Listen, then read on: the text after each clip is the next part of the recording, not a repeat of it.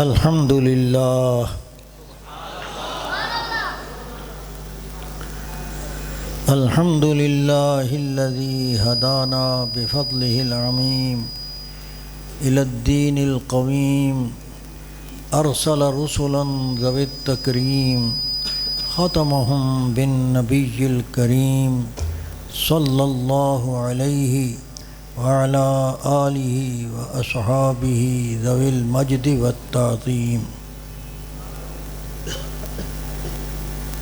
أما بعد فأعوذ بالله من الشيطان الرجيم بسم الله الرحمن الرحيم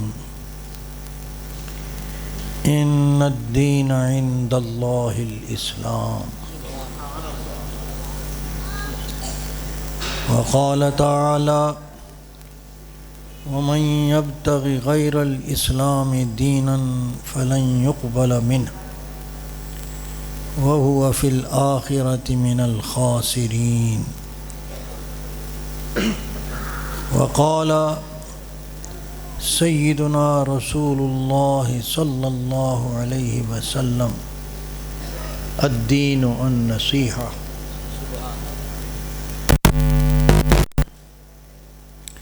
آمنت بالله صدق الله وصدق رسوله النبي الكريم ونحن على ذلك لمن الشاهدين والشاكرين والحمد لله رب العالمين.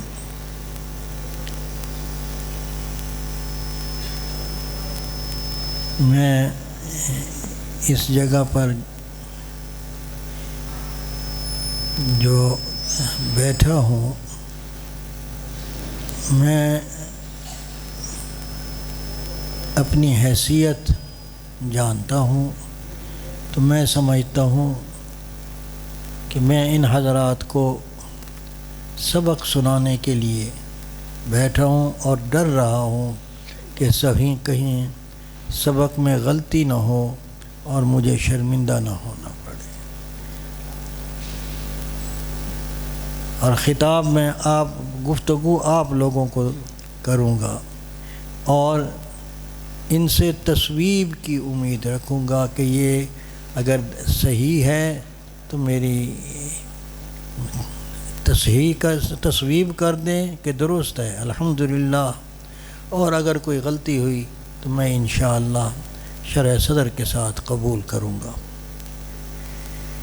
رات ایک مجلس میں وہ کون سی جگہ تھی جام پور میں میں حاضر تھا. وہاں مجمع جو تھا وہ پڑھے لکھے بظاہر جو آج کی اصطلاح میں پڑھے لکھے جن کو ہم پڑھے لکھا نہیں سمجھتے لیکن وہ خود کو پڑھا لکھا سمجھتے ہیں وہ لوگ حاضر تھے. تو میں نے جس عنوان پر بات کی اللہ کی مہربانی سے کچھ ان کے لیے مفید ثابت ہوا، مجھے ایسا ہی لگا. تو میرا جی چاہتا ہے کہ اس تفصیل کے ساتھ تو نہیں تھکا ہوا ہوں لیکن کچھ نہ کچھ میں اس کے اقتباسات آپ کے سامنے رکھوں اور شاید آپ کے لیے بھی مفید ہو جائے. بات یہ ہے کہ اللہ تبارک و تعالی ارشاد فرماتے ہیں کہ میرے نزدیک اللہ کے نزدیک اسلام ہی دین ہے. دنیا میں اور بھی دین لوگ بنائے پھرتے ہیں لیکن جو اللہ کی طرف سے نازل ہوئے ہم اس کو دین سماویہ کہتے ہیں. وہ ایک ہی دین ہے شروع سے لے کر آج آدم علیہ السلام سے لے کر حضور صلی اللہ علیہ وسلم تک وہ ایک ہی دین ہے اور نہایت ہی مختصر. اس کے صرف 3 مسئلے. ایک مسئلہ توحید کہ اللہ اپنی ذات میں اپنی صفات میں وحدہ لا شریک ہے اور اس کا کوئی ثانی، کوئی شریک، کوئی ساجی نہیں. یہ ایک مسئلہ ہے اور یہ اساس ہے دین کی. اور دوسرا مسئلہ بھائی اس سے مجھے تکلیف ہو رہی ہے۔ دوسرا مسئلہ ہے کہ ہم اس دنیا میں مسافر ہیں، ہمارا یہ گھر نہیں ہے۔ ہم یہاں کوئی خاص ڈیوٹی ادا کرنے کے لیے اللہ کی طرف بھیجے گئے۔ اگر وہ اس میں ہم کامیاب ہوں، یہ ایک امتحان کی شکل ہے۔ اگر کامیاب ہو کر گئے تو ہمارے لیے جنت ہے، وہ ٹھکانہ جہاں ہمارے بابا سیدنا حضرت آدم علیہ السلام کو رکھا گیا تھا، اماں حوا کو رکھا گیا تھا، اور پھر کسی بھول کی وجہ سے انہیں وہاں سے آنا پڑا۔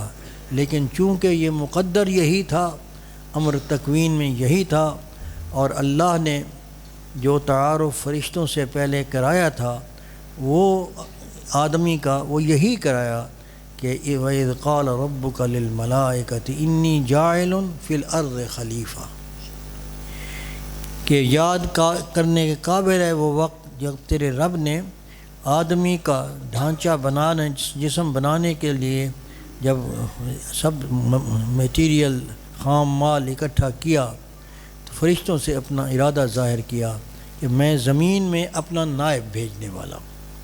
تو زمین میں ہمیں ذمہ داری سونپی جانے والی تھی، تو اس لیے وہاں رکھ کر اس مقام کی گویا کشش اور دلچسپی اللہ پاک نے فطرت انسانی میں ڈالی، تاکہ یہ وہاں کی کشش میں یہاں رہ کر درست کام کریں اور میرے پاس آئیں تو یہ نعمت ان کو ملے۔ تو وہ مقدر تھا، انسان نے آنا تھا۔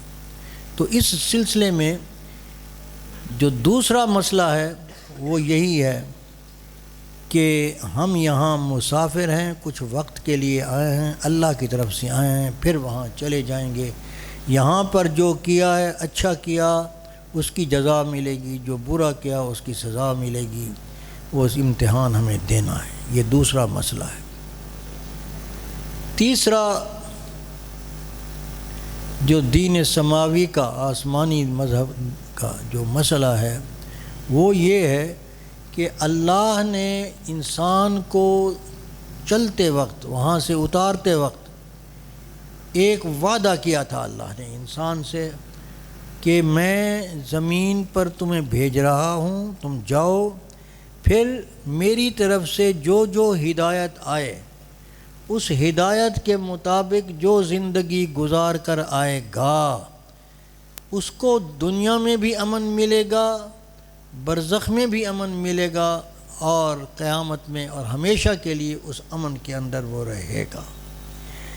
اور جو اس ہدایت کے مطابق نہ چلا اس کو سزا ملے گی، وہ ہمیشہ جہنم میں رہے گا۔ تو وہ ہدایت کیسے آئے گی؟ وہ ہدایت کیسے آئے گی؟ کس طرح ہمیں پتہ؟ ہم نے اپنے اللہ کو دیکھا نہیں، نہ دیکھنے کی صلاحیت نہ استعداد اللہ نے رکھی ہے، تو ہمیں کیسے پتہ چلے کہ میرا رب مجھ سے یہ چاہتا ہے اور اس کے مطابق میں زندگی گزاروں تو مجھے انعام ملے گا؟ تو اللہ نے اس کے لیے نبوت کا منصب ایک بتایا کہ ہم ہی میں سے خاص انسانوں کو چن کر اللہ نے ان کو بذریعہ فرشتہ یا براہ راست وحی کے ذریعے سے اللہ پاک نے ان کو وہ ہدایت نامے بھیجے، وقتاً فوقتاً، ضرورت حسب وعدہ۔ اور اس پر ایمان لانا کہ جو اللہ کی طرف سے بھیجا جائے نبی اور وہ یہ کہے کہ میں اللہ کا بھیجا ہوا نبی ہوں، تو اللہ نے کچھ علامات ہمیں بتائیں۔ وہ کیا؟ وہ یہ کہ ہر نبی سچا ہوتا ہے۔ نبوت کی بنیاد صداقت اور دیانت پر ہوتی ہے۔ نبوت کی بنیاد صداقت اور دیانت پر ہوتی ہے، اور ہر نبی جو بھی آیا تاریخ یہ بتاتی ہے، چاہے اس کے ماننے والے ہوں چاہے اس کے منکر ہوں، لیکن ان کے اخلاق، ان کے نسب، ان کے کردار، ان کی صداقت، ان کی دیانت پر کسی نے کوئی حرف نہیں اٹھایا، کوئی داغ نہیں۔ ہر نبی سچا ہے، امین ہے، اور اپنے وقت میں جو تبلیغ اس نے کی وہ اللہ کی طرف سے تھی، سچی تھی۔ جو ان پر ایمان لایا وہ کامیاب ہوا، جو ایمان نہ لایا، منکر ہوا، وہ اپنی سزا پائے گا۔ یہ اور ہمارے پیغمبر صلی اللہ علیہ وسلم نے بتایا کہ ایسے 1,24,000 کم و بیش پیغمبر آئے اور سب میں یہ قدر مشترک تھی۔ تیسری قدر مشترک نبی کی پہچان میں یہ کہ ہر نبی اپنے سے پہلے کی تصدیق کرتا ہے اور اپنے سے ما بعد والے کے لیے بشیر ہوتا ہے، اس کے لیے اس کی بشارت دیتا ہے، اپنے سے پہلے کا مصدق ہوتا ہے۔ اور حضور صلی اللہ علیہ وسلم تک جتنے بھی انبیاء آئے سب نے ایسا ہی کیا، اور الحمدللہ اس اعتبار سے دین سماوی کے جو بنیادی اصول ہیں 3، یعنی توحید، نبوت، رسالت اور آخرت پر ایمان، حیات ما بعد الموت پر ایمان، الحمدللہ اس اصول پر 1,24,000 پیغمبروں کی امتوں میں سے اس وقت دنیا میں یہ ایک ہی امت ہے جو اپنے اصل دین پر قائم ہے۔ سبحان اللہ، الحمدللہ اپنے اصل دین پر قائم ہے۔ توحید کا وہ صحیح تصور جو تمام انبیاء نے دیا ہے، الحمدللہ امت مسلمہ میں جو تصور، جو عقیدہ رائج ہے وہ بالکل اسی کے موافق ہے۔ اس طرح جو پیغام ہمارے نبی حضرت محمد مصطفیٰ صلی اللہ علیہ وسلم اپنے اللہ سے لے کر آئے وہ بھی من و عن محفوظ ہے، اور کسی اور نبی کا وہ کلام محفوظ نہیں جو اللہ کی طرف سے آیا تھا۔ تو اس اعتبار سے بھی ہمارے اندر یہ اس امت محمدیہ کی خصوصیت میں سے ہے کہ ان کے پاس صحیح پیغام جو اللہ کی طرف سے آیا ہے وہ موجود ہے۔ سابقہ حکومت کے دوران ایک وزیر تھے،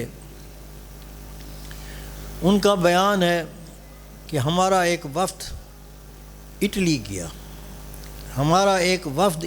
گیا، وہاں پر پوپ سے ملاقات کرائی گئی۔ پوپ سے ملاقات کے وقت سوال و جواب، اس نے کوئی تقریر وغیرہ کی ہوگی، تو وہاں کا رواج ہے کہ پھر سوال و جواب کی ایک نشست ہوتی ہے۔ تو سوال و جواب کی نشست میں لوگوں نے مختلف سوالات اس سے کیے، تو وہ فرماتے ہیں کہ میں نے بھی ایک سوال کیا۔ میں نے یہ سوال کیا کہ ہمیں یہ بتایا گیا ہے اور ہم یہ باور بھی کرتے ہیں کہ عیسائی مذہب میں مذہبی قیادت جو ہے وہ پوپ کو حاصل ہے، اور عیسائی مذہب کے متعلق جو وقت کا پوپ ہوتا ہے وہ سمجھا جاتا ہے کہ وہ عیسائی مذہب کے متعلق سب سے زیادہ بڑا عالم ہوتا ہے۔ کیا یہ درست ہے؟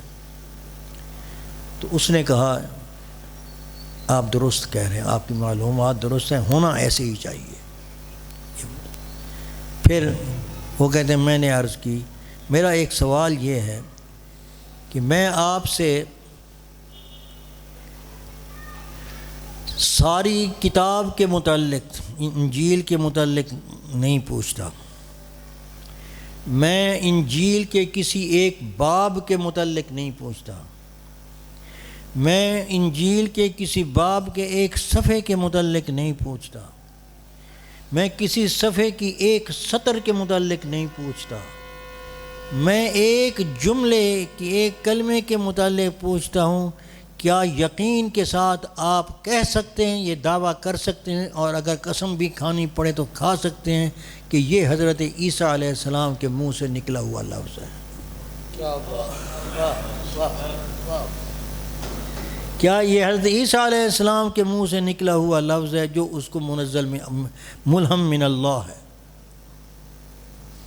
تو اس نے گردن جھکائی، تھوڑی دیر خاموش رہے، شاید کچھ سوچا ہوگا، پھر کہتا ہے کہ میں آپ کے اس سوال کا جواب نہیں دے سکتا، میرے پاس ایسا کوئی چیز نہیں ہے، میں یقین سے نہیں کہہ سکتا۔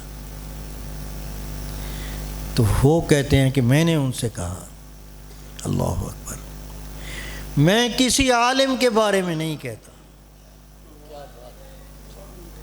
میں کسی بڑے آدمی کے بارے میں نہیں کہتا، میں مسلمانوں کے 10 سال سے لے کر 12-13 سال کی عمر کے بچوں کی تعداد لاکھوں میں نہیں تو ہزاروں میں بتا سکتا ہوں، اور آپ کے سامنے پیش کر سکتا ہوں کہ جو اول سے لے کر اخیر تک سارا قرآن بغیر قرآن کو دیکھے ہوئے سنا دیں، اور وہ اس یقین کے ساتھ سنیں، قسم بھی کھا سکے ہر مسلمان کہ یہ رسول اللہ صلی اللہ علیہ وسلم پر نازل شدہ جو کلام تھا یہ وہی کلام ہے۔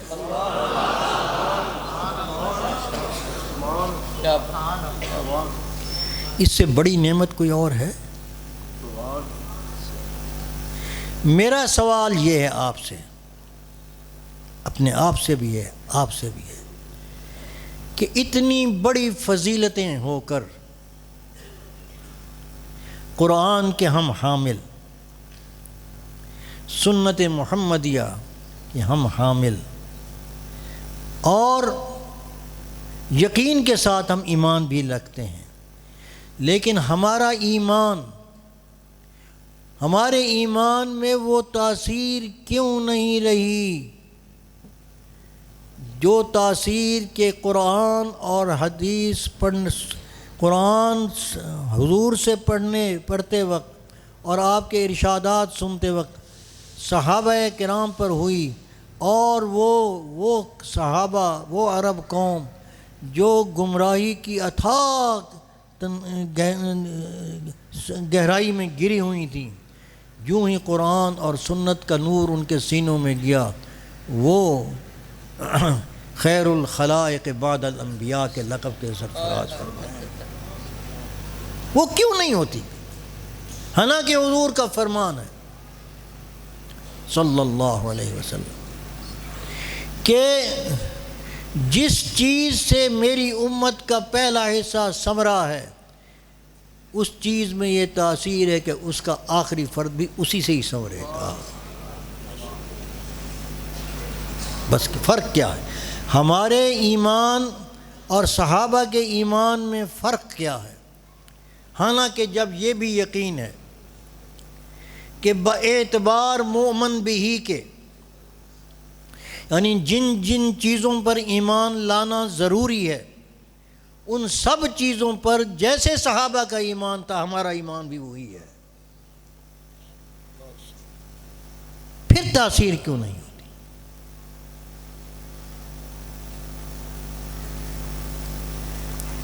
بات یہ ہے کہ صحابہ کرام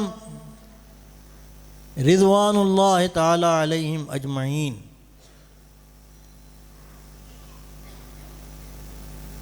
کے اندر کچھ بات ایسی تھی کہ جو ہم میں نہیں ہے، اسی لیے ہم مکلف صرف ایمان لانے کے نہیں ہیں،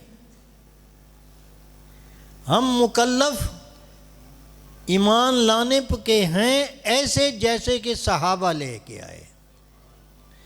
آمنو وَإِذَا قِيلَ لَهُمْ آمِنُوا كَمَا آمَنَ النَّاسِ فَإِنْ آمَنُوا بِمِثْلِ مَا آمَنْتُمْ بِهِ فَقَدْ اهْتَدَوْا۔ ہدایت جب ہی ملے گی، ایمان ہمارا وہی ہے، لیکن کس طرح؟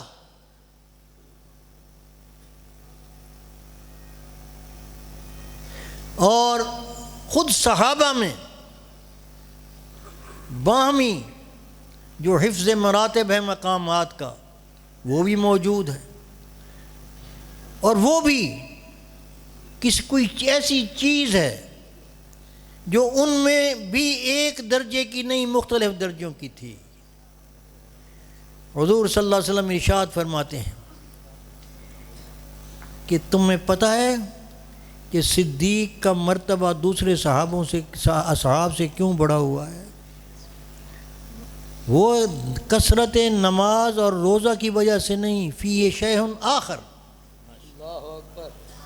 فی شیء، وہ کیا شے ہے؟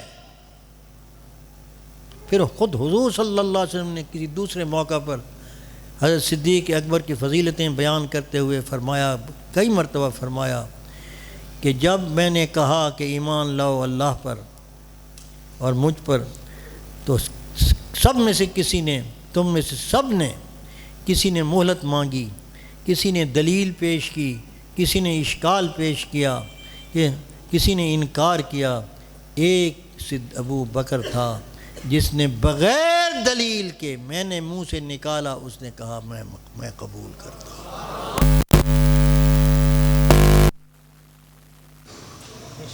میں قبول کرتا ہوں۔ اور جب قبول کیا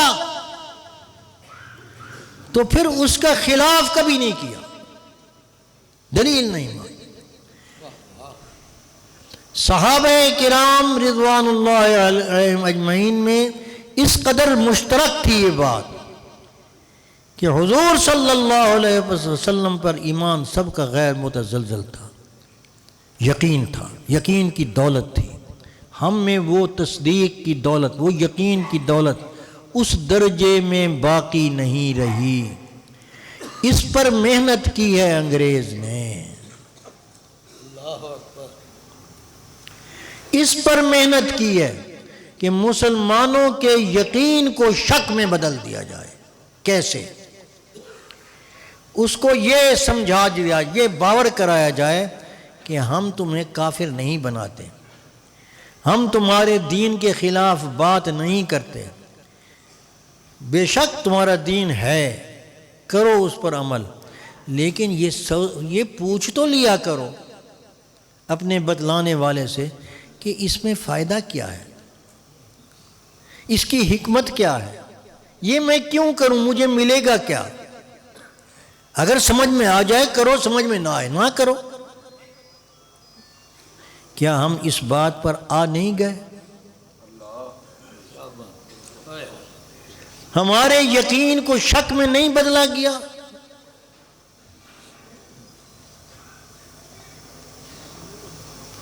حالانکہ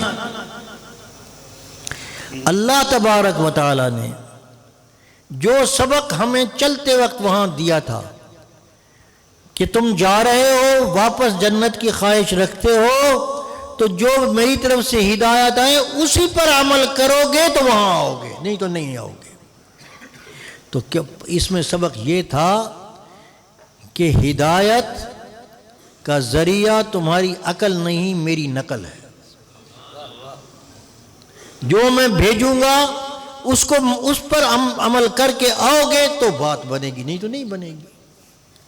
اور جو اس سبق کے اندر اس سوال کا بھی حل تھا جو فرشتوں نے شروع میں اشکال پیش کیا تھا، جو شروع میں اشکال پیش کیا تھا فرشتوں نے، وہ کیا اشکال تھا؟ اتجعل فیہا من یفسد فیہا ویسفک الدماء ونحن نسبح بحمدک ونقدس لک قال انی اعلم ما لا تعلم، کہ یا اللہ ہم آپ کی عبادت کے اندر صبح و شام مشغول رہتے ہیں، اس کے جو چیزیں یہ بنا رہے ہیں ہمیں تو ایسے معلوم ہوتا ہے کہ پہلے بھی فساد آگ کی والی مخلوق نے کیا تھا، اب خاک والی مخلوق بھی وہی کرے گی اور خون بہائے گی، تو پھر اس کے بنانے کا فائدہ کیا؟ تو پھر اللہ پاک نے ان کو چپ کرا دیا اور پھر تعلیم کی آدم کو، اور اس کے بعد امتحان لیا، وہ امتحان میں فیل ہوئے، وہ قصہ سارا جنت میں آیا، جنت سے نکالے گئے، تو پھر وہی سبق دے کر بھیجا کہ تم جاؤ جو میری طرف سے ہدایت ملے اس پر عمل کرنا۔ اس کو کہتے ہیں خلافت۔ خلافت کس کو کہتے ہیں؟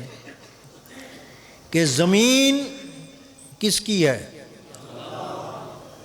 حکم کس کا؟ کرے گا کون؟ حکم چلائے گا کون؟ اللہ کا نمائندہ۔ اس قانون کے مطابق جو اللہ کی طرف سے ارشاد ہو. گویا قانون سازی کا حق خلافت میں اللہ کے پاس ہے، کسی اور کے پاس نہیں ہے. اور اس کے پیغمبر بھی پابند ہیں، خود جو صاحب وحی ہے وہ بھی پابند ہے. ارشاد ہوتا ہے ثم جعلناک علی شریعۃ من الامر فاتبعها ولا تتبع اهواء الذین لا یعلمون انہم لن یغنوا عنک من اللہ شیئا وَإِذَا تُتْلَى عَلَيْهِمْ آيَاتُنَا بَيِّنَاتٍ قَالَ الَّذِينَ لَا يَرْجُونَ لِقَاءَنَا ائْتِ بِقُرْآنٍ غَيْرِ هَذَا أَوْ بَدِّلْهُ قُلْ مَا يَكُونُ لِي أَنْ أُبَدِّلَهُ مِنْ تِلْقَاءِ نَفْسِي إِنْ أَتَّبِعُ إِلَّا مَا يُوحَى إِلَيَّ إِنِّي أَخَافُ إِنْ عَصَيْتُ رَبِّي عَذَابَ يَوْمٍ عَظِيمٍ. یہ پیغمبر کہہ رہے ہیں. گویا اگر دنیا کا انتظام اس طریقے کے مطابق چلایا جائے، اس حکم کے مطابق جو اللہ کی طرف سے پیغام آئے، تو زمین میں کوئی فساد نہیں ہوگا. اور عمل کرنے والا اگر فرد عمل کرے گا تو وہ مامون رہے گا ہر خوف سے، ہر غم سے، دنیا میں، برزخ میں، آخرت میں. اور آخرت کی نعمتیں پانے کے بعد زوال نعمت سے بھی مامون رہے گا. اتنا انعام ملے گا، امن کا وہ درجہ اس کو نصیب ہوگا. اور اگر خود رائی سے کام لے گا تو پھر جو انجام ابلیس کا ہوا، جو انجام جنوں کا ہوا، ہمارا بھی وہی ہوگا. اور اس وقت مصیبت یہ ہے کہ مسلمان اپنے مقام کو پہچان نہیں رہا. ہمیں خلیفہ بنا کر بھیجا نمبر 1، اور خلافت کے احکام کے بھیجنے کے لیے انبیاء کو ذریعہ بنایا گیا، ان کو عصمت دی گئی، گناہ سے پاک رکھا گیا. اور گناہ سے پاک تاکہ وحی پر یقین ہو، پاک رکھ کر گویا نبوت کے سائے میں خلافت کا نظام چلتا رہا. اور نبوت میں کوئی نبی ایک دوسرے کا مخالف نہیں، شریعتیں مختلف رہیں لیکن دین ایک ہی رہا. شریعتیں ہیں روز و شب گزارنے کے طریقے، وہ ہر موسم، ہر زمانے، ہر طبیعت کے لوگوں کے مختلف، اللہ نے اس کے مطابق کتابیں، احکام بھیجے، وقتی احکام تھے. لیکن ایک نظام میں دیکھو 3 اصطلاحات کو سمجھیں. خلافت وہ میں نے عرض کر دی، نبوت وہ بھی عرض کر دی. اب ایک ختم نبوت کا منصب ہے، اس کو بھی سمجھیں. اور ان تینوں کا باہمی ربط کیا ہے؟ خلافت اصل مقصود ہے دنیا کا نظم و نسق چلانے کے لیے، اور نجات انسان کی اس کے مطابق زندگی گزارنے پر ہے. اور نبوت ذریعہ ہے احکام الہی کے پہنچنے کا. وہ کبھی وہ خود عمل کر کے دکھاتے ہیں، وہ خلیفہ وہ خود ہوتے ہیں، کبھی ان کے ماتحت خلافت چلتی ہے. حضرت داؤد علیہ السلام، حضرت سلیمان علیہ السلام خلیفہ تھے. یا داؤد انا جعلناک خلیفۃ فی الارض فاحکم بین الناس بالحق ولا تتبع الہوی فیضلک عن سبیل اللہ. اور ختم نبوت کیا ہے؟ اب اس کو سمجھیں. ختم نبوت کیا ہے؟ کیا صرف اس چیز کا نام ہے کہ آپ باقی آپ سے پہلے اور آپ آخری تھے اس لیے آپ خاتم النبیین ہیں؟ زمانے یعنی یہ نہیں کہ آپ تاخر زمانے کی وجہ سے اس کی کوئی اور اہمیت نہیں. ایک حدیث نقل کی ہے حضرت مولانا بدر المحدثین حضرت شیخ بدر عالم صاحب رحمۃ اللہ تعالی علیہ نے فرمایا، حضور صلی اللہ علیہ وسلم نے حضرت انس رضی اللہ تعالیٰ عنہ راوی ہیں اور دینمی کا حوالہ دیا ہے اور کنز العمال کا حوالہ دیا ہے. فرمایا کہ حضور فرماتے ہیں کہ جب مجھے معراج پر لے جایا گیا اور میں انتہائی قرب کے مقام پر پہنچا، قاب قوسین او ادنیٰ، تو اللہ پاک نے مجھے خطاب فرمایا اور مجھے فرمایا یا حبیبی یا محمد صلی اللہ علیہ وسلم، میرا نام لے کر فرمایا یا حبیبی یا محمد۔ میں نے عرض کیا لبیک یا رب، لبیک یا رب۔ تو حضور نے اللہ تبارک و تعالی نے فرمایا کہ اے محمد، اگر میں تجھ کو آخری نبی بنا لوں تجھ پر گرانی تو نہیں گزرے گی؟ میں نے کہا نہیں میرے اللہ، نہیں۔ فرمایا اچھا، میں نے ہاں لفظ آخری نبی، میں نے تجھے آخری نبی بنایا۔ پھر فرمایا کہ یا حبیبی یا محمد۔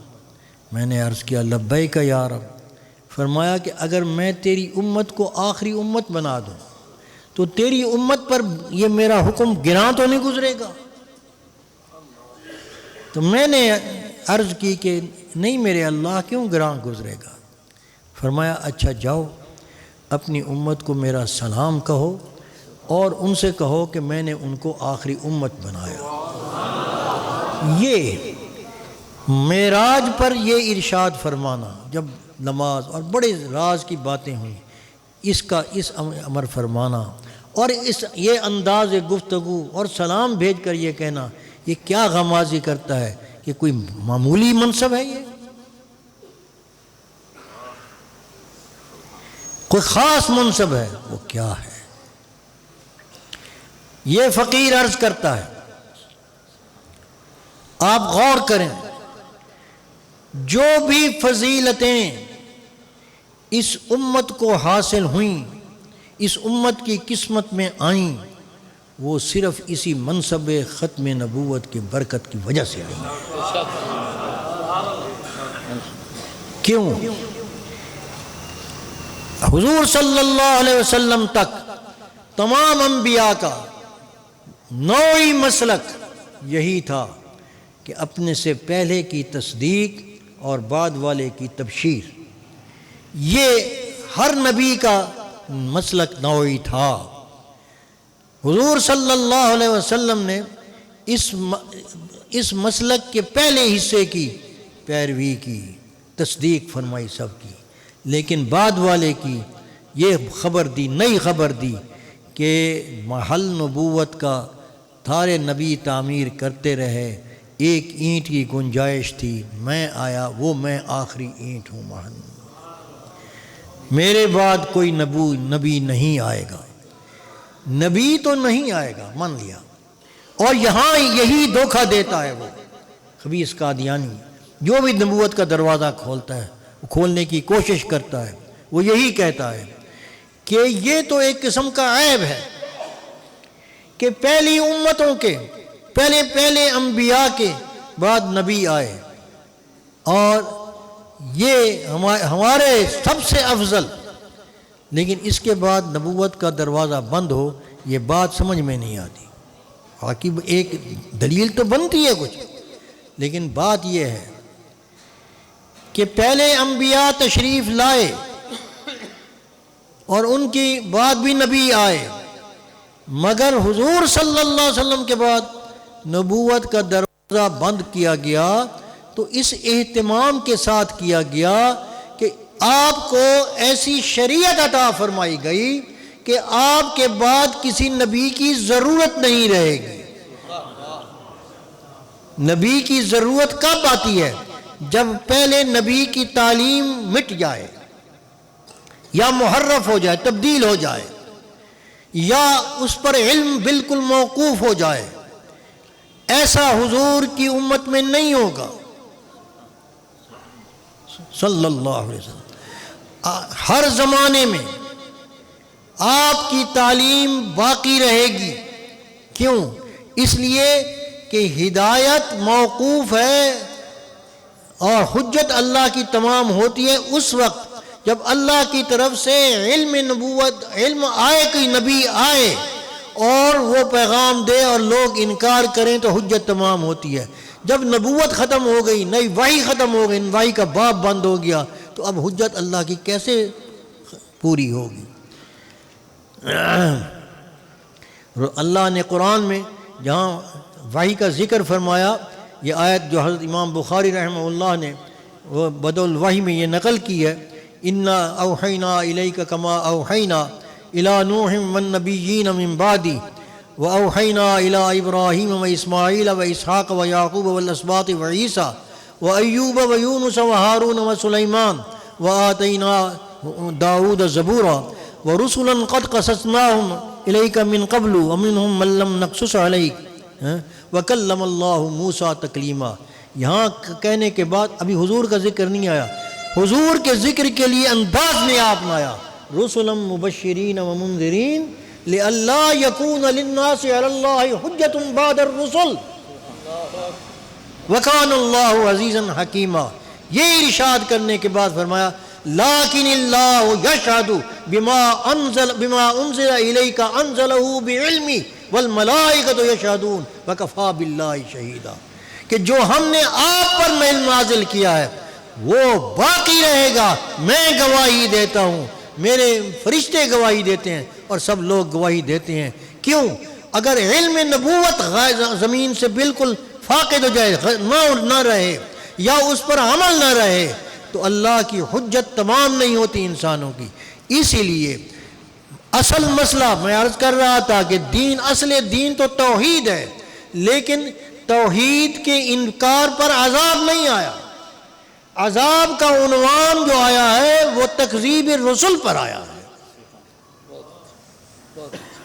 تکذیب کیسے؟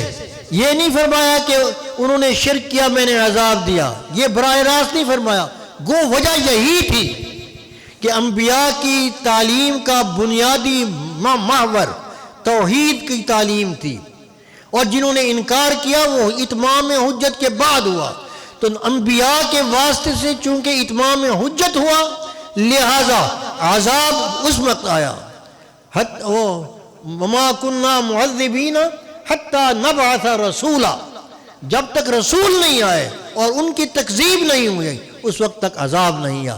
آپ دیکھیں جتنے بھی انبیاء کی امتوں پر عذاب آیا ہے، عاد اور سمود پر عنوان یہی ہے، کذبت قوم نوح المرسلین، کذبت عاد المرسلین، کذبت ثمود المرسلین، کذبت قوم لوط المرسلین، کذب اصحاب الایکۃ المرسلین۔ تکذیب پر یعنی کسی نبی کے جھٹلانے پر عذاب آیا ہے، کیونکہ یہ اللہ کی دلیل کو جھٹلانا ہے، اس کے بعد پوری حجت پوری ہو جاتی ہے اور عذاب آتا ہے۔ میرے دوستو، میں یہ لمبی تمہید کیوں باندھی کہ ختم نبوت کی اہمیت ہمیں اجاگر ہو۔ ختم نبوت ہمیں ملی، ختم نبوت عنوان ہے تکمیل دین کا، یعنی جیسے ہم کہتے ہیں کہ بچے نے قرآن ختم کر لیا، کیا مطلب؟ اس نے مکمل کر لیا۔ تو تکمیل قرآن کو عنوان دیتے ہیں ختم قرآن کا، ایسے ہی تکمیل دین کو عنوان ملا ہے ختم نبوت کا، یعنی نئی نبوت نہیں آئے گی۔ کیوں؟ اس لیے کہ پہلی نبوت کو اب دوام حاصل ہو گیا ہے، استمرار حاصل ہو گیا۔ اور اس امت کی فضیلت کیا ہے جس پہ وجہ سے اللہ کا سلام آیا؟ وہ وجہ یہی سمجھ میں آتی ہے کہ وہ یہ کہ پہلے نبوت کی حفاظت کرتے تھے کون؟ انبیاء۔ پہلی امتیں اپنے نبی کی کتابوں کی حفاظت نہیں کر سکے، اس امت کے ذمے لگی، اللہ نے کہا کہ میں حفاظت کروں گا اور کام لوں گا ان سے، اور ان سے کام لیا، اور 1450 برس 1450 برس تک تعلیم قرآن کا ایک حرف نہیں بدلا اور نہ بدلے گا۔ ہاں یہ ہے کہ قرب اٹھا لیا جائے گا، یہ نہیں کہ گم ہو جائے، ایسا نہیں ہوگا۔ تو اس کی حفاظت کی کس نے کی؟ یہ اللہ کی سنت ہے۔ وما یعلم جنود ربک الا ہو وما ہی الا ذکری للبشر۔ اللہ کے لشکر بہت ہیں، جب چاہتے ہیں اللہ کا یہ بھی کہ جب چاہتے ہیں تو سب سے طاقتور ترین دشمن کو اپنی ضعیف ترین مخلوق سے مروا ڈالتے ہیں۔ نمرود کو مروایا مچھر سے کہ نہیں؟ اور ابو جہل کو مروایا بچوں سے کہ نہیں؟ اور سب سے پاکیزہ ترین اعلیٰ ترین مخلوق کی حفاظت کرا دیتے ہیں. ان اوہن البیوت لبیت العنکبوت. مکڑی کے جالے سے، کبوتری کے انڈے سے. اللہ ہے نا. تو ہماری کوئی حیثیت نہیں، لیکن اللہ نے اس امت کے علماء میں ایک شرف رکھا ہے. ان میں کمزوریاں آئی ہیں، ان میں کمزوریاں ہیں، لیکن وہ کمزوری جو وراثت نبوی سے محروم کر دے وہ ان میں نہیں رکھی گئی. وہ کون سی ہے؟ وہ تحریف وحی ہے. وہ تحریف وحی ہے. یہ بیماری یہود کے علماء میں تھی، ان میں نہیں ہے. چنانچہ جہاں بھی قرآن میں علماء کی تعریف آئی ہے، تعارف آیا ہے، وہاں کثرت معلومات کی بنا پر نہیں آیا، بلکہ بعض اعمال صالحہ کی بنا کو بنیاد بنا کر ان کی فضیلت بیان کی گئی ہے. انما یخشی اللہ من عبادہ العلماء. اب خشیت کی وجہ سے فضیلت کا بیان آ رہا ہے، اور خشیت یہ عمل ہے، علم نہیں. آگے چلیں. امن ہوا قانت آناء اللیل ساجدا وقائما یحذر الآخرۃ ویرجو رحمت ربی قل هل یستوی الذین یعلمون یا یعملون ہے. مجھے یہی اشکال لگا کرتا تھا کہ ہونا یعملون چاہیے تھا، لیکن بعد میں سمجھ آئی کہ نہیں، علم کی حقیقت بتلانا چاہتے ہیں. علم معتبر عند اللہ. علم بڑی چیز ہے، کثرت معلومات بھی بڑی چیز ہے، لیکن یہ بتلانا یہ چاہتے ہیں کہ معتبر عند اللہ وہی علم ہے جو عالم اس علم کے مقتضا پر عامل بھی ہو تو اللہ کے ہاں معتبر ہے. رات کو اٹھنا، اللہ کا ڈر دل میں ہونا، سجدے کرنا، رکوع میں پڑھنا، رونا، گر گرانا، ڈرتے ڈرتے عبادت کرنا، دعا، یہ اعمال صالحہ، لیکن یہ اعمال ہیں جو مبنی ہے اس علم وحی پر.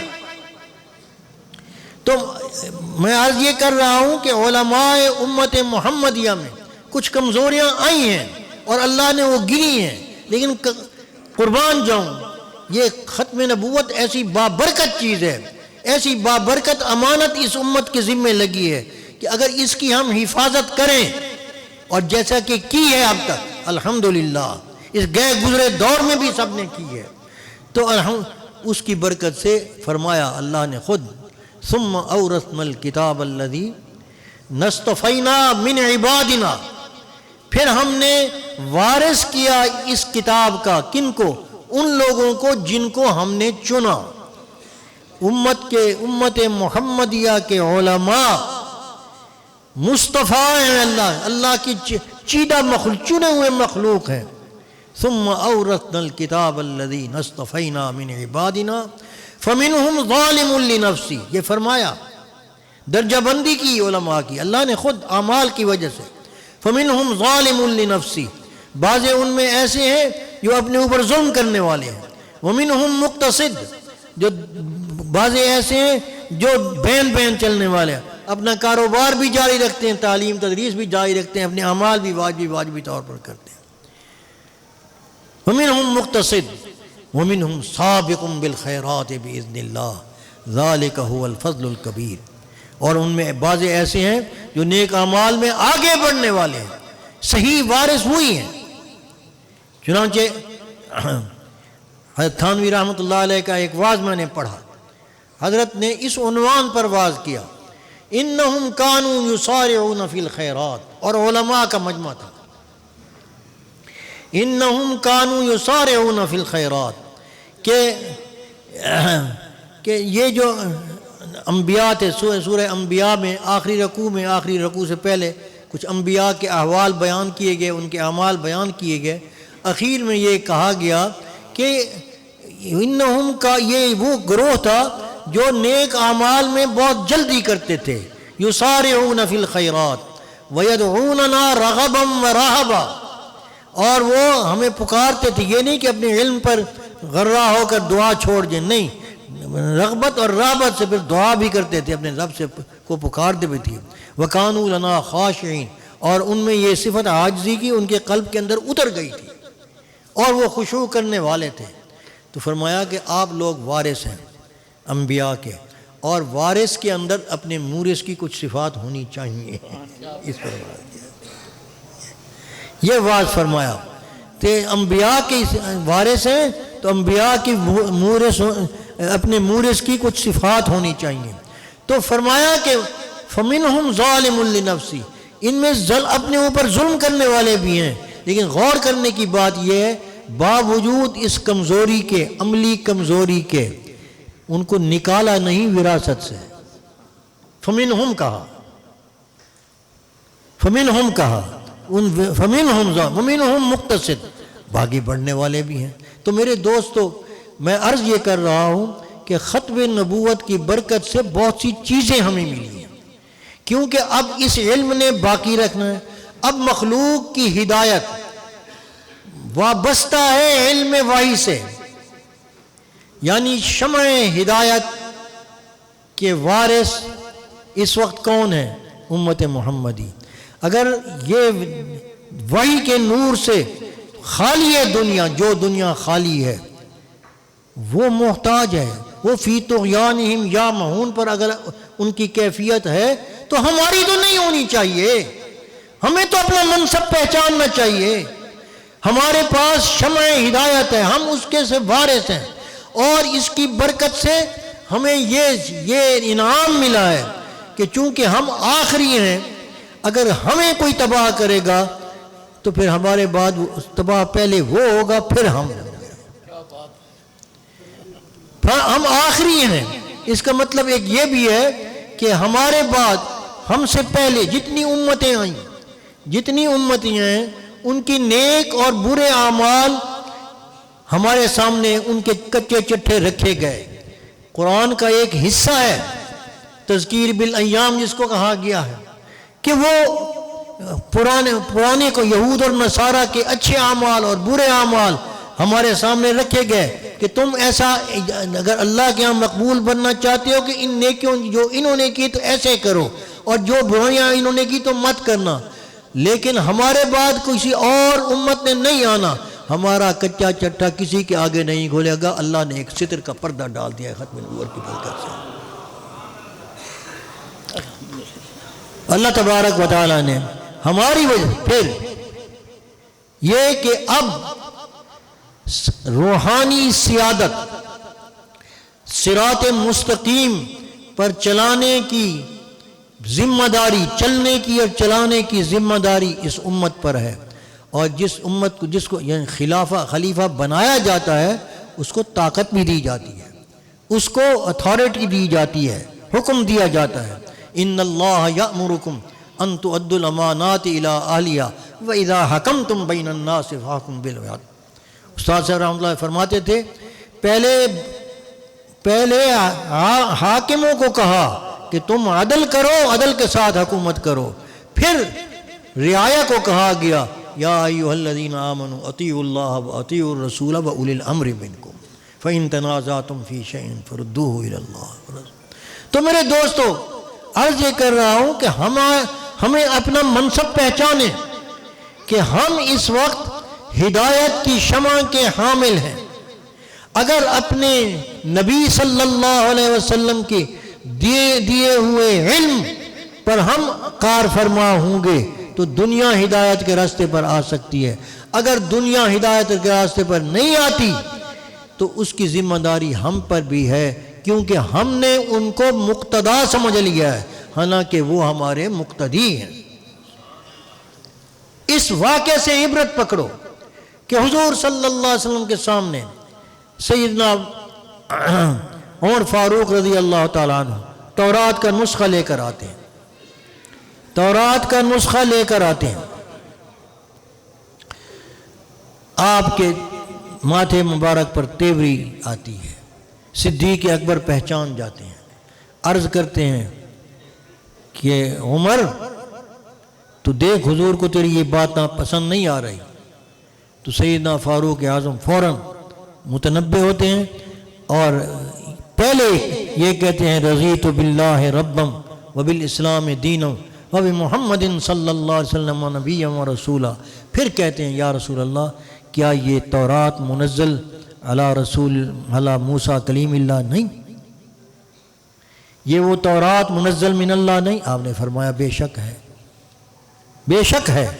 شاید اس وقت نسخہ صحیح ہوگا، لیکن قسم ہے اس خدا کی جس کے قبضے میں میری جان ہے، اگر آج موسیٰ صاحب تورات بھی ہوتا تو تورات کو دیکھتا بھی نہیں، قرآن پڑھتا. میں یہ عرض کیا کرتا ہوں کہ جب حضرت عمر صرف ہاتھ میں دیکھ رہے ہیں تو اللہ کے رسول کو جواب میں یہ فرماتے ہیں کہ اگر پیغمبر بھی ہوتے موسیٰ کلیم اللہ جو بہت اولو العزم پیغمبروں میں سب سے اونچا درجے حضور کے بعد اونچے درجے کے پیغمبر ہیں، قرآن کا کوئی سپارہ ان کے ذکر سے خالی نہیں.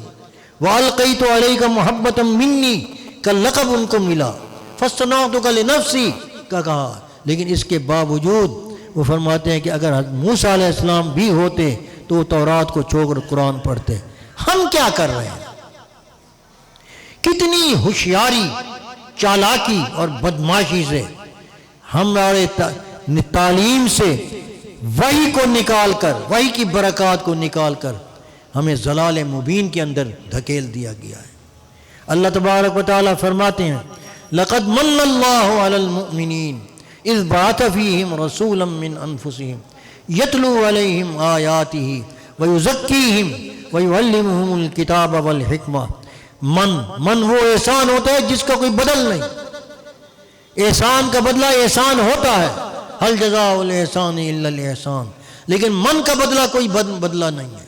اللہ نے اس امت پر یہ احسان کیا ہے جس کا کوئی بدل نہیں کہ ان کے اندر ایسا رسول بھیجا جس کا نظام تعلیم اور تربیت اول تا آخر اس ایک آیت میں بیان کرنے کے بعد ارشاد فرمایا گیا کہ جو اس سے اس تعلیم کے ماورا ہے، چاہے جاہلیت اولا تھی یا جاہلیت اخرى ہے، وَإِن كَانُوا مِن قَبْلُ لَفِي ضَلَالٍ مُبِينٍ، وہ ضلال مبین ہے. اس ضلال مبین کو ہم اعلیٰ تعلیم کہہ کر آج اپنا رہے ہیں. یہ کفر نہیں؟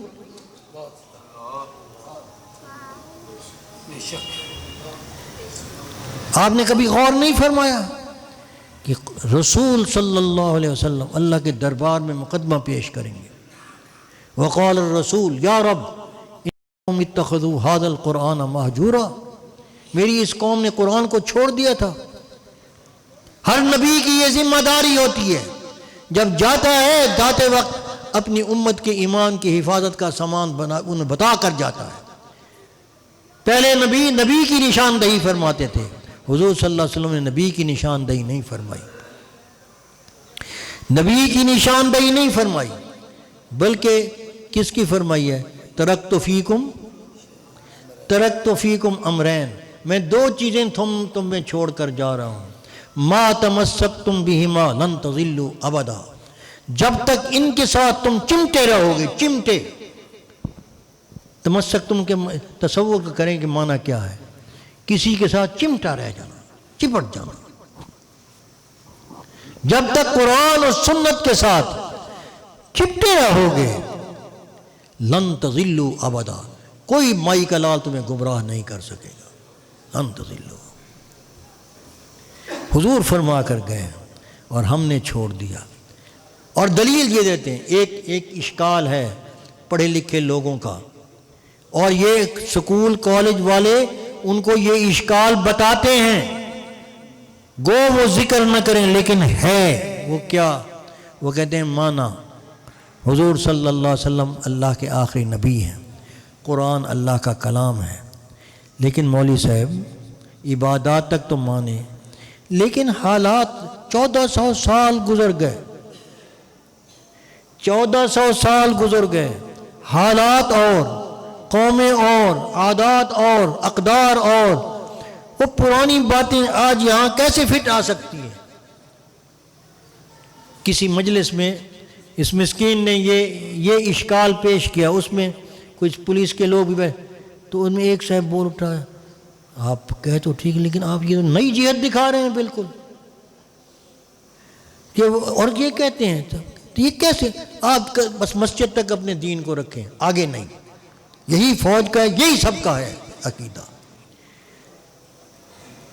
لیکن ان کو ایک بات ان کے ذہن میں نہیں آئی، اس کا جواب یہ ہے کہ اللہ نے حضور صلی اللہ علیہ وسلم کو جو وحی عطا فرمائی، جو معجزہ عطا فرمایا، وہ مخلوق نہیں، زمانے کا، مرور ایام کا اثر مخلوق پر ہوتا ہے، غیر مخلوق پر نہیں ہوتا۔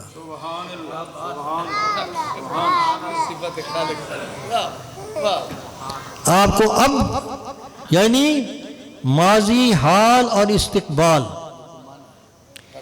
یہ مخلوق پر، یہ حادث کے کمزوریاں ہیں۔ جو قدیم ہے، قرآن اللہ کا کلام ہے، بولو اس کو، اس اب ذہن کے ساتھ کہو، قرآن اللہ کا، یہ اللہ کا کلام ہے۔ کلام متکلم کا باطن ہوا کرتا ہے، کلام متکلم کا باطن ہوتا ہے، اور کلام کے بارے میں ایک جھگڑا آپ نے علماء سے سنا ہوگا۔ امام احمد رحمہ اللہ نے ایک جہاد کیا تھا کہ قرآن مخلوق نہیں، صفت ہے۔ کبھی سنا ہے نا علماء سے، قرآن مخلوق نہیں، قرآن صفت ہے، یہی ہے۔ اور صفت قدیم ہے، اپنے صفت اپنے موصوف کی طرح قدیم ہے، اور کلام یہ اللہ کی صفات ثمانیہ، جو وجودی صفات ہیں ان میں ایک یہ ہے، جو 8 وہ صفات ثمانیہ ہیں ان میں سے ایک صفت یہ ہے کہ کلام، جس طرح اللہ قدیم ہے اسی طرح کلام بھی قدیم ہے۔ جس طرح اللہ پر ماضی، حال اور مستقبل کا کوئی اثر نہیں، الآن کما کان اس کی شان ہے، جیسے تھے ویسے ہیں، ہوں گے، ایسے ہی اللہ کا کلام بھی ہے۔ اور اللہ کا علم بھی قدیم ہے، اور اللہ نے اپنے علم کے ساتھ اس کلام کو کلام بنا کر بھیجا ہے، تو اس میں تبدیلی نہیں آئے گی۔ اور اگر کبھی تقاضا ہوا تو اس جو ظاہر کلام کے معنی اس وقت ہیں، ہو سکتا ہے کہ جب کوئی ضرورت پڑے تو اللہ تبارک و تعالی اسی کے اندر کوئی ایسا ماہر فن کا پیدا فرما دے کہ وہ تہ سے لے کر اس سمندر سے ایک موتی نکال کر لائے جو ساری مسئلے کو حل کر دے۔ ایسا ہوگا، ہو سکتا ہے، اس کے عجائب کبھی ختم نہیں ہوں گے، یہ تازہ بتازہ رہے گا۔ اس لیے یہ مت گھبراؤ کہ ان میں کسی زمانے کے لیے صلاحیت باقی نہیں رہی، ایک بات۔ اور دوسری بات یہ کہ جو چیز باقی رہتی ہے اس میں، جس میں وہی چیز باقی رہتی ہے جس میں نافعیت ہوتی ہے۔ وَأَمَّا مَا يَنْفَعُ النَّاسَ فَيَمْكُثُ فِي الْأَرْضِ، سروائیول آف دا فٹسٹ، یہ کفار میں بھی جو فلاسفہ ہیں وہ بھی مانتے ہیں، اور اللہ نے بھی اس اصول کو مانا۔ وَأَمَّا مَا يَنْفَعُ النَّاسَ فَيَمْكُثُ فِي الْأَرْضِ، اور قرآن چونکہ مکث فی الارض ہے، ہمیشہ رہے گا، اس کی نافعیت بھی باقی رہے گی۔ کبھی انشاءاللہ کوئی مسئلہ اٹھے ہمارے فقہا وقت پر نکال دیا کرتے ہیں۔ تو اس لیے میرے دوستو، ختم نبوت کی برکت کو سمجھو اور اس کی ذمہ داری کو سمجھو۔ اس نے جہاں ہمیں تمام امتوں سے فائق کر دیا، اس کی برکت سے ہمیں ایک اور انعام ملا ہے اور ملے گا۔ وہ کیا؟ قیامت کے دن مقام شہادت ہمیں ملے گا۔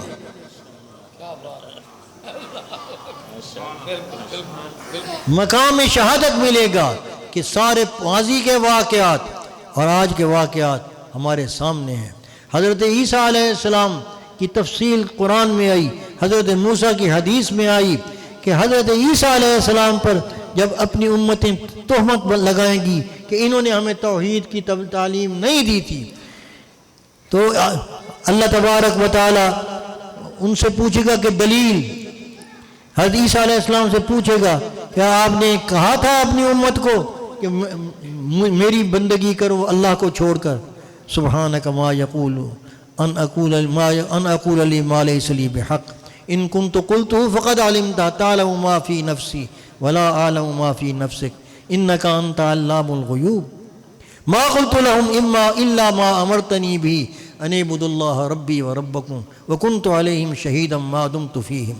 یہ ساری باتیں کہیں گے حضرت عیسیٰ علیہ السلام اپنی میں، تو وہ کہیں گے گواہ لاؤ، وہ مطالبہ کریں گے حضرت عیسیٰ اپنے پیغمبر سے کہ گواہ لاؤ. تو وہ کس کو گواہ بنائیں گے؟ حضرت امت محمدیہ کو گواہ بنائیں گے. وہ پھر ان گواہ پر جرا کریں گے، ان کی گواہی پر جرا کریں گی امتیں، اور کہیں گی کہ یہ تو موجود ہی نہیں تھی اس وقت، باقی ہم موجود نہیں تھے، یہ موجود نہیں تھی، یہ گواہ، یہ موقع کے گواہ نہیں ہیں.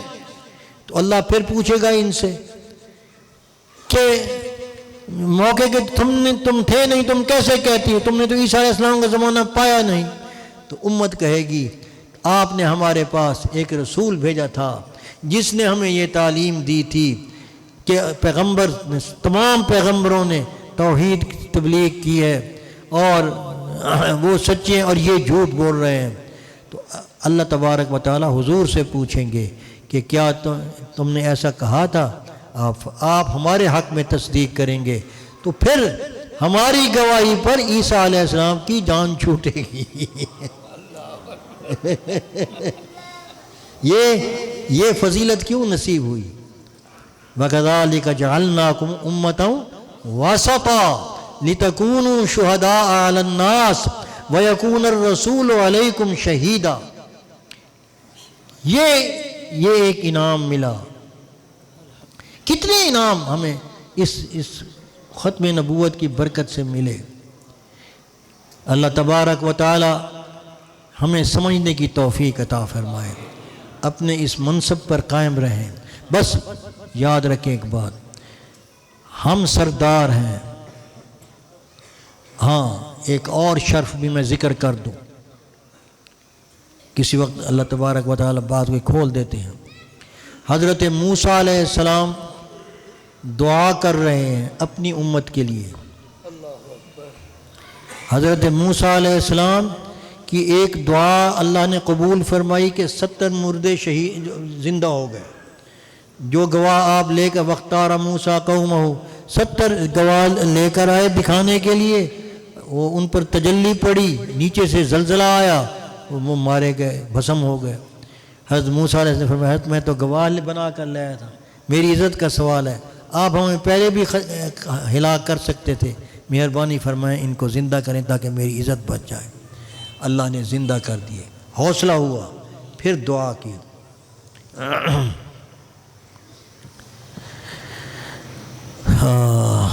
کیا دیں، کیا آیت کیا ہے؟ کھڑو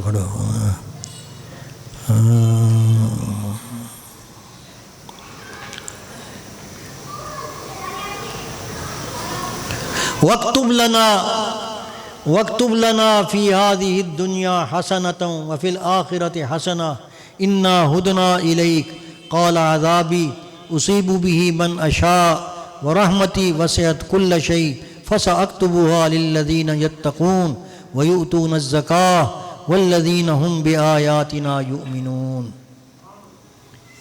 حضرت موسیٰ علیہ السلام نے دعا کی کہ اے اللہ یہ روز بروز گمراہ ہو جاتے ہیں، کبھی بچڑا پرستی میں، کبھی مجھ سے کہتے ہیں ہمارے لیے بھی ایک بت بنا دیں، رب بنا دیں. کسی قوم کو دیکھتے ہیں جس کی ہم پوجا کریں، تو آپ ان کے حق میں لکھ دیں ان کی دنیا اور آخرت کی رحمت، تاکہ یہ روز روز کی گمراہی سے بچ جائیں اور یہ جہنم میں نہ جائیں.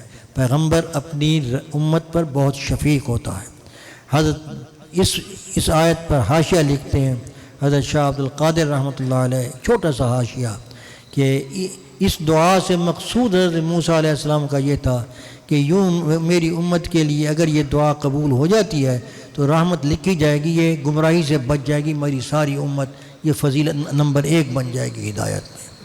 یہ تو اللہ تبارک و تعالیٰ نے جواب میں دعا قبول کرنے کی بجائے ایک ضابطے کی طرف اشارہ فرمایا، قال عذابی اصیب بہ من اشاء ورحمتی وسعت کل شیء، کہ میرے عذاب کا جو یہ قانون ہے کہ میں جس میں میری مشیت پر موقوف ہے، جسے چاہتا ہوں عذاب دیتا ہوں، جسے چاہتا ہوں، اور میری رحمت کے لیے وہ عام برستی ہے، لیکن اس کو لینے کے لیے، اس کو پانے کے لیے 3 شرطیں ہیں۔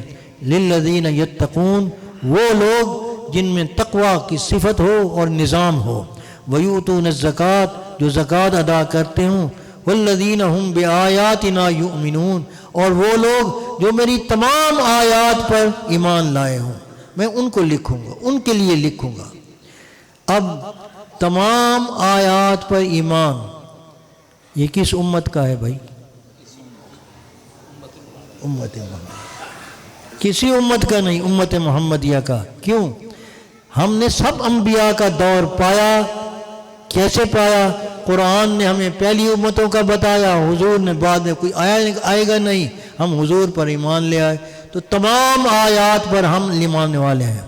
تو اللہ نے ان 3 صفات کی حامل اس امت کو بتا کر گویا یوں فرمایا کہ اگر تم چاہتے ہو کہ میں نشاندہی کر دوں وہ کون ہوں گے تو سن لو، الذین یتبعون الرسول النبی الامی الذی یجدونہ مکتوبا عندہم فی التوراۃ والانجیل یأمرہم بالمعروف وینہاہم عن المنکر ویحل لہم الطیبات ویحرم علیہم الخبائث وَيَضَعُ عَنْهُمْ إِصْرَهُمْ وَالْأَغْلَالَ الَّتِي كَانَتْ عَلَيْهِمْ فَالَّذِينَ آمَنُوا بِهِ وَعَزَّرُوهُ وَنَصَرُوهُ وَاتَّبَعُوا النُّورَ الَّذِي أُنزِلَ مَعَهُ أُولَٰئِكَ هُمُ الْمُفْلِحُونَ۔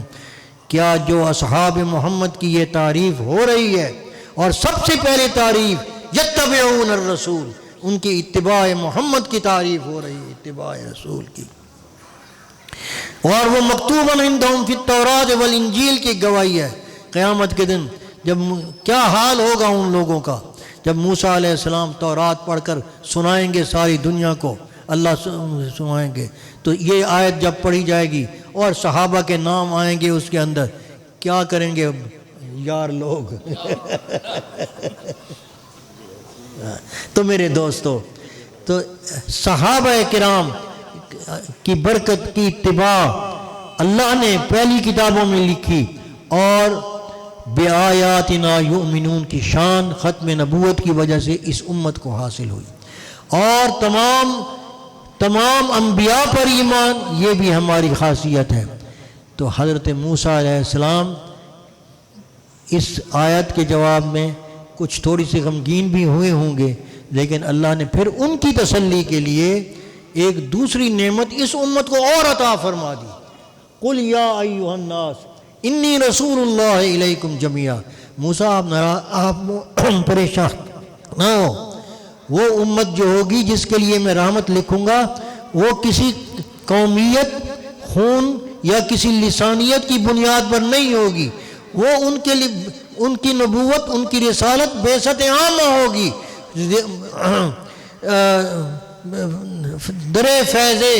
در فیض محمد واہ آئے جس کا جی چاہے، مراد دین و دنیا آ کے پائے جس کا جی چاہے۔ تو اس میں تمہاری امت بھی تو آ سکتی ہے، اور آئے۔ آگے بتایا کہ حضرت موسیٰ علیہ السلام کی امت کے علماء تشریف لائے، مسلمان ہوئے، انہوں نے اس نعمت سے حصہ حاصل کیا۔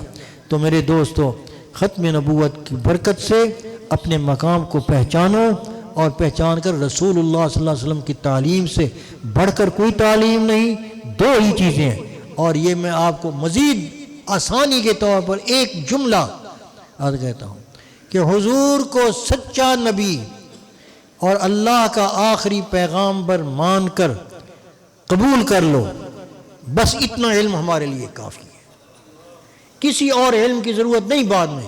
ہاں بعد میں صرف اتنا علم ہے کہ حضور کا کیا حکم ہے، علماء سے پوچھ پوچھ کر عمل کرتے جاؤ، تمہارے لیے آسان راستہ، جاہل نہیں رہو گے۔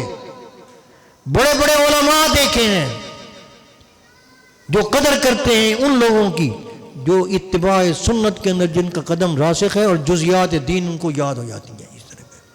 تو اس طرح بہت آسان راستہ ہے، لیکن احساس کمتری سے نکلو۔ یہ بڑے بے ایمان ہیں، یہ انگریز جھوٹ بولتے ہیں، یہ سب دجالی فتنے کا جو پھیلاؤ کا ذریعہ ہے، یہ پروپیگنڈا ہے۔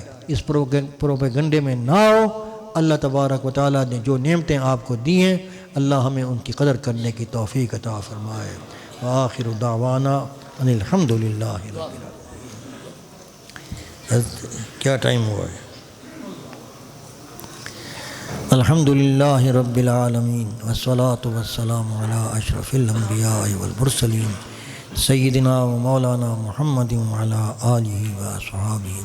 یا اللہ، یا اللہ، تو مہربانی فرما، ہماری اس نشست کو الہی ذخیرہ آخرت بنا دے، ہمارے اعمال کے میں یا آخرت کے اعمال میں ہمیں جمع کر دے، اور ہمارا سننا بولنا سب اپنی رضا کے لیے بنا دے، اور اس پر عمل کرنے کی توفیق عطا فرما، ہمیں یقین کی پختگی عطا فرما، شک سے نکال۔ اے اللہ، ہمیں حضور صلی اللہ علیہ وسلم کی نبوت، ختم نبوت پر کامل یقین عطا فرما، اور اس نعمت کا شکر ادا کرنے کی توفیق دے، اور جس حد تک ممکن ہو ہمیں عمل پیرا فرما، اور ہمارا خاتمہ ایمان پر فرما۔ اللہم انک عفو کریم تحب العفو فاعف عنا یا غفور۔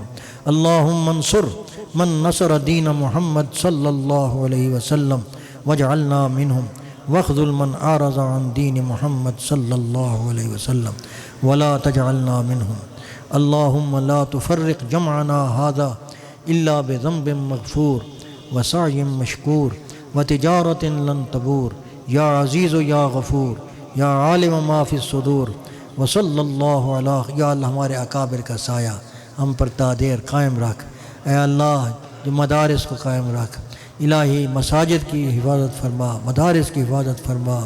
جو لوگ تیرے دین کی خدمت کے اندر شب و روز کوشاں ہیں، اے اللہ ان کی سعی کو سعی مشکور بنا دے، اور یا پاکستان کو صحیح معنی میں الہی دین دار اسلام بنا، اور اس کے مقتدر طبقے کو بھی ہدایت عطا فرما، اور یا اللہ پنجہ یہود و ہنود سے نکال، اور ان کو مسلمانوں کی دوستی نصیب فرما، اور یا اللہ جو بھی قوتیں غلبہ اسلام کے لیے یا بقائے اسلام کی جنگ لڑ رہی ہیں، اے اللہ ان کو فتح مبین عطا فرما، اور ہم سب پر رحمت نازل فرما، اور ہمیں انہی لوگوں میں سے کر۔